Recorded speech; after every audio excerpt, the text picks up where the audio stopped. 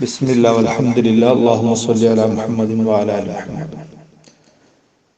നബി സല്ലല്ലാഹു അലൈഹി വസല്ലം തങ്ങൾ പറയുന്നു, ഇന്നല്ലാഹ തആല യുഹിബ്ബുൽ ഉതാസ വയക്റഹു തസാഉബ ഫഇദാ അതസ അഹദുകും വഹമിദല്ലാഹ തആല കാന ഹഖ്ഖൻ അലാ കുല്ലി മുസ്ലിമിൻ സമിഅ അൻ യഖൂല ലഹു ഇർഹമുക്കല്ലാഹ് വഅമ്മ തസാഉബ ഫഇന്നമാ ഹുവ മിനശ് ശൈത്വാൻ ഫഇദാ തസാഅബ അഹദുകും ഫല്യറുദ്ദഹു മസ്തതഅ ഫഇന്ന അഹദുകും ഇദാ തസാഅബ ലഹിക മിൻഹു ശൈത്വാൻ.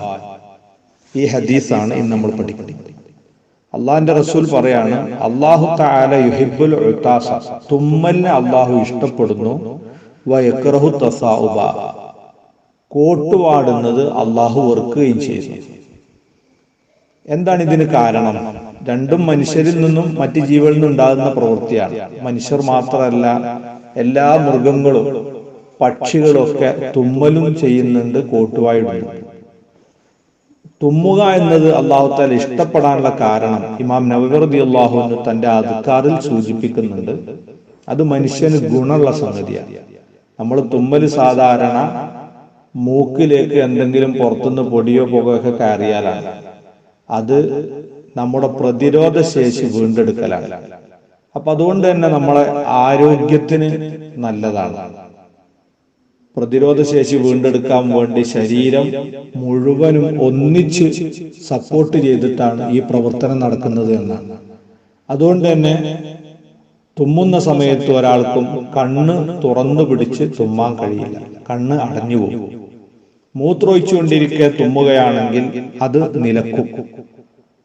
ശ്വാസം ആ ഒരു സെക്കൻഡ് സമയത്ത് നിശ്ചലമാകും. നമ്മുടെ ഹാർട്ട് പോലും പ്രവർത്തിക്കുകയില്ല. ഇങ്ങനെ ശരീരം അതിന്റെ എല്ലാ ശക്തിയും വിട്ടുകൊടുത്തുകൊണ്ടാണ് ഈ തുമ്മൽ എന്ന പ്രവർത്തനം നടത്തുന്നത്. അതിലൂടെ പുറത്തു നിന്ന് അകത്തേക്ക് കയറാൻ ശ്രമിച്ച വസ്തുവിനെ തുരത്തുകയും നമ്മുടെ ആരോഗ്യ പ്രതിരോധ ശേഷി വീണ്ടെടുക്കുകയും ചെയ്യുന്നു. അതുകൊണ്ട് അത് അള്ളാഹ്ക്ക് ഇഷ്ടപ്പെട്ട സംഗതിയാണ്. അതുകൊണ്ട് തന്നെ ഒരാള് നമ്മളെടുത്ത് നിന്ന് തുമ്മിയാൽ നബി സല്ലല്ലാഹു അലൈഹി വസല്ലം പറഞ്ഞു, ഫഇദാ അതസ അഹദുകും, നിങ്ങളിൽ ഒരാൾ തുമ്മുകയും വഹമിദല്ലാഹ തആല, അള്ളാഹനെ സ്തുതിക്കുകയും ചെയ്തു, നല്ല കാര്യമല്ല, അതുകൊണ്ട് അൽഹംദുലില്ലാ എന്ന് അയാൾ പറയുകയും ചെയ്താൽ കാന ഹഖ്ഖൻ അലാ കുല്ലി മുസ്ലിമിൻ സമിഅ അൻ യഖൂല ലഹു ഇർഹമുക്കല്ലാഹ്, അത് കേട്ട എല്ലാ മുസ്ലിമും അയാൾക്ക് വേണ്ടി തസ്മീത്ത് ചൊല്ലണം, അഥവാ യർഹമുക്കല്ലാഹ്, അള്ളാഹു നിങ്ങൾക്ക് കരുണ ചൊരിയട്ടെ എന്ന് പറയണം, പ്രാർത്ഥിക്കണം. എന്നാൽ ഒരു സമൂഹം ആളുകളുള്ള ഇടത്തു നിന്നാണ് ഒരാൾ തുമ്മിയത്, എന്നിട്ട് ഹംദ് പറയുകയും ചെയ്തതെങ്കിൽ ആ കൂട്ടത്തിൽ നിന്ന് ഒരാള് ഹംദ് അയാൾക്ക് വേണ്ടി യർഹമുക്കല്ലാ എന്ന് പറഞ്ഞാലും ആ ബാധ്യത വീടുന്നതാണ്. അതേ സമയത്ത് ഇനി ഒരാൾ തുമ്മിയിട്ട് വീണ്ടും വീണ്ടും തുമ്മാണ്, ഒന്നിലേറെ തവണ തുമ്മി, 3 തവണ വരെ നമുക്ക് അയാൾക്ക് വേണ്ടി അയാൾ ഹംദ് ചൊല്ലിയാൽ യർഹമുക്കല്ലാ എന്ന് പ്രാർത്ഥിച്ചു കൊടുക്കാം. അതേ സമയത്ത് വീണ്ടും 4ാം തവണ പിന്നെയും അയാൾ തുമ്മുകയാണെങ്കിലോ, അവിടെ നബി സല്ലല്ലാഹു അലൈഹി വസല്ലം തങ്ങൾ പറഞ്ഞ ഹദീസിൽ കാണാം, വൈൻ സാദ അലാ സലാസിൻ ഫഹുവ മസ്കൂം, 3നേക്കാൾ അയാൾ തുമ്മൽ ഏറിയാൽ അയാൾ രോഗിയാണ്. അപ്പൊ അത് ചിലപ്പോൾ അലർജി കാരണമായിട്ടോ ജലദോഷം കാരണമായിട്ടോ മറ്റു രോഗം കാരണമായിട്ടോ ഒക്കെ സംഭവിച്ചതാവാം. അങ്ങനെയാണെങ്കിൽ പിന്നെ അയാൾക്ക് വേണ്ടി നമ്മൾ തസ്മീത്ത് പറയൽ പ്രത്യേകം സുന്നത്തില്ല. അതേ സമയത്ത് ഇമാം നവവി റളിയല്ലാഹു അൻഹു ഉണർത്തുന്നുണ്ട്, അയാളുടെ ഈ അസുഖം മാറിക്കിട്ടാൻ വേണ്ടി അയാൾക്ക് ദുആ ചെയ്തു കൊടുക്കാവുന്നതാണ്. യർഹമുക്കല്ലാ എന്ന പ്രാർത്ഥന 3 തവണ വരെ ആവാവുന്നതാണ്. അതേ സമയത്ത് ഇനി ഒരാൾ തുമ്മി അയാൾ ഹംദ് പറയുന്നില്ല, തുമ്മിയിട്ട് ഹംദ് പറയാതിരുന്നാലോ, അവിടെ നബി സല്ലല്ലാഹു അലൈഹി വസല്ലം ഒരു മാതൃകയുണ്ട്. അനസ് ഇബ്നു മാലിക് തങ്ങൾ പറഞ്ഞു, റസൂലുള്ളാഹിന്റെ അടുത്ത് വെച്ച് 2 ആളുകൾ തുമ്മി. ഒരാൾ തുമ്മി, അയാൾക്ക് നബി സല്ലല്ലാഹു അലൈഹി വസല്ലം തസ്മീത്ത് ചൊല്ലി യർഹമുക്കല്ലാ എന്ന് ദുആ ചെയ്തു. 2ാമത്തെ ആൾക്ക് വേണ്ടി അങ്ങനെ ദുആ ചെയ്തില്ല. അപ്പൊ ആദ്യത്തെ ആള് നബി തങ്ങളോട് ചോദിച്ചു, അല്ല നബിയെ, നിങ്ങൾ എനിക്ക് വേണ്ടി ദുആ ചെയ്തില്ല, അയാൾക്ക് വേണ്ടി ദുആ ചെയ്തല്ലോ. അപ്പൊ അള്ളാഹിന്റെ റസൂൽ പറഞ്ഞു, ഇന്നകലം തഹ്മദില്ലാഹ തആല, നിന്റെ സുഹൃത്ത് തുമ്മിയപ്പം അള്ളാഹിനെ സ്തുതിച്ചു, അൽഹംദുലില്ലാ എന്ന് പറഞ്ഞു, അതുകൊണ്ടാണ് ഞാൻ അയാൾക്ക് യർഹമുക്കല്ലാ എന്ന് ദുആ ചെയ്തത്. നിങ്ങൾ എന്ത് ചെയ്തിട്ടില്ല?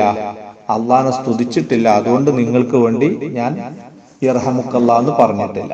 അപ്പം അൽഹംദുലില്ലാ എന്ന് ചൊല്ലിയവനാണ് യർഹമുക്കല്ലാ എന്ന് തിരിച്ചു പ്രാർത്ഥിക്കേണ്ടത്. അങ്ങനെ ഒരാൾ നമ്മൾ തുമ്മി അൽഹംദുലില്ലാ ചൊല്ലി നമുക്ക് വേണ്ടി യർഹമുക്കല്ലാഹ് എന്ന് ദുആ ചെയ്തു കഴിഞ്ഞാൽ അയാൾക്ക് തിരിച്ചങ്ങോട്ട് വയഹ്ദീകുമുല്ലാഹു യുസ്ലിഹു ബാലക്കും യഹ്ദീകുമുല്ലാഹു യുസ്ലിഹു ബാലക്കും എന്ന് തിരിച്ചു പ്രാർത്ഥിച്ചു കൊടുക്കലും സുന്നത്താണെന്ന് ഹദീസുകളിൽ വന്നിട്ടുണ്ട്.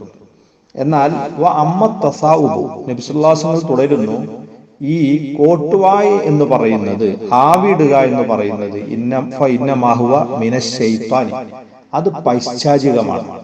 അതിന്റെ ശരിയായ കാരണം എന്താന്ന് ഇന്ന് വരെ ശാസ്ത്രം കണ്ടുപിടിച്ചിട്ടില്ല. എന്തുകൊണ്ടാണ് കോട്ടുവായി വരുന്നത്? ഏതായിരുന്നാലും അത് ക്ഷീണത്തിന്റെയും അലസതയുടെയും അതുപോലെ തന്നെ മടിയുടെയും ഉറക്കിന്റെയും ഒക്കെ ഒരു ലക്ഷണമാണ്. അത് ഉന്മേഷത്തിന്റെയും ആവേശത്തിന്റെയും ഉണർവിന്റെയും അടയാളമല്ല. അതുകൊണ്ട് തന്നെ അല്ലാഹുവിന്റെ റസൂൽ പറഞ്ഞു, ഫഇദാ തസാഅബ അഹദുക്കും, നിങ്ങളിൽ ആർക്കെങ്കിലും കോട്ടുവായി തികട്ടി വരികയാണെങ്കിൽ ഫൽയറുദ്ദഹു മസ്തതാഅ, പരമാവധി അതിനെ തടുത്തു വെക്കട്ടെ. അപ്പൊ അതിനെ കടിച്ചു പിടിക്കുക. ആദ്യം വായ കൊണ്ട് നമ്മൾ ഇങ്ങോട്ട് മുറുക്കിറക്കുന്നത് പോലെ താഴോട്ട് ഇറക്കാൻ നോക്കാം. എന്നിട്ട് സാധിക്കുന്നില്ലെങ്കിൽ അണവൊട്ടി പുറത്തേക്ക് പോരുകയാണെങ്കിൽ ഫൈൻ അഹദുക്കും ഇദാ തസാഅബ, നിങ്ങൾ ആരെങ്കിലും അതൊന്നും ശ്രദ്ധിക്കാതെ ഇങ്ങോട്ട് കോട്ടുവായി ഇടുകയാണെങ്കിൽ വഹിക്ക മിൻഹു ശൈത്താൻ, പിശാചിന് വലിയ സന്തോഷം നമ്മൾ കോട്ടുവായി. അപ്പൊ പിശാചിനെ സന്തോഷിപ്പിക്കരുത്. അതുകൊണ്ട് മറ്റൊരു ഹദീസിൽ കാണാം, നിങ്ങളെ കൈകൊണ്ട് അതിനെ പരമാവധി തടുത്തു നിർത്തട്ടെ. അപ്പൊ നമ്മൾ ഇടത്തെ കൈയിന്റെ പുറംഭാഗം വെച്ച് വായ അടച്ച് ആണ് നമ്മൾ കോട്ടുവായി നിർബന്ധമായും ഇടേണ്ടി വരുന്ന സമയത്ത് വിടാൻ പാടുള്ളൂ. മറ്റുള്ളവരുടെ മുഖത്തേക്കോ മറ്റോ കോട്ടുവായി നമ്മൾ ഒരിക്കലും പിടിച്ചു കൊടുക്കാൻ പാടില്ല. അപ്പൊ രണ്ട് പ്രവർത്തനങ്ങളിൽ ഒന്ന് അള്ളാഹു പൊരുത്തപ്പെടുന്നതായതുകൊണ്ട് അത് നമുക്ക് ഉപയോഗിക്കാം. പക്ഷെ തുമ്മുന്ന സമയത്ത് നമ്മൾ പരിസരബോധമുള്ളവരാവണം. അമിതമായി ശബ്ദമുണ്ടാക്കി തുമ്മിയിട്ട് വീട്ടുകാരെ അയൽവക്കക്കാരെ ഒക്കെ ഉണർത്തുന്ന രീതിയിൽ വമ്പിച്ച തുമ്മൽക്കാരനായി നമ്മൾ മാറരുത്. അതേപോലെ തന്നെ അത് മറ്റുള്ളവരുടെ മുഖത്തേക്കോ മറ്റോ ഒന്നും നമ്മൾ പിടിച്ചു കൊടുക്കരുത്. തുമ്മുന്ന സമയത്ത് നമ്മൾ തൂവാല കൊണ്ടോ മറ്റോ, ഇനി ഒന്നുമില്ലെങ്കിൽ ശരീരത്തിന്റെ വസ്ത്രമെങ്കിലും വെച്ചുകൊണ്ട് വായ അടച്ചു പിടിച്ചുകൊണ്ട് വേണം തുമ്മാൻ. മറ്റുള്ളവരുടെ മുമ്പിലേക്ക് നമ്മൾ തുമ്മാൻ പാടില്ല. നല്ല കാര്യമാണെങ്കിലും, കാരണം ഒരുപാട് അണുക്കളും ശരീരത്തിലുള്ള പല വേസ്റ്റുകളും നമുക്ക് ഒഴിവാക്കാനുള്ള ഒരു പ്രവർത്തനമാണ് നടക്കുന്നത്. അത് പരിസര മലിനീകരണം ഉണ്ടാക്കും. ആ കാര്യം ശ്രദ്ധിച്ചുകൊണ്ട് കൈകാര്യം ചെയ്യണം. അള്ളാഹു ആരോഗ്യത്തോടെ അദബോടെ അച്ചടക്കത്തോടെ ജീവിക്കാൻ നമുക്കൊക്കെ തൗഫീഖ് നൽകുമാറാകട്ടെ. അസ്സലാമു അലൈക്കും.